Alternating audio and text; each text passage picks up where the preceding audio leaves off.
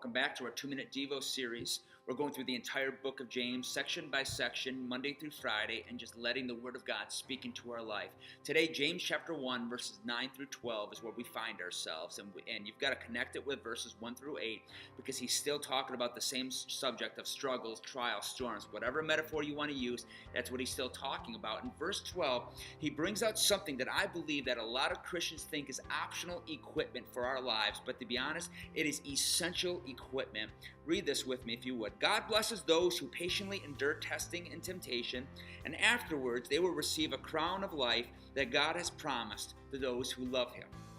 What is James talking about? He's talking about patience. The King James translation will many times use the word long-suffering, and I think sometimes that's a better description for the word patience. But we don't want patience. If we don't like something, we get something new. We don't like the restaurant because it's not fast enough. It doesn't give us the product right away.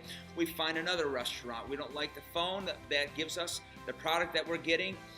We go find another phone. When we do that with churches, if we're not getting the product that we want, we find another church. And sometimes with God, we get so frustrated at him because he doesn't give us the product that we want, when we want it, and how we want it. And James says, listen, if you want the blessings of God, the blessings of God come with patience.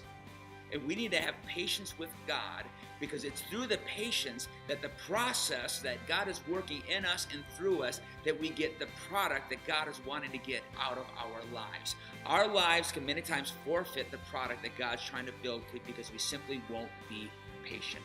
Can I challenge you to do something?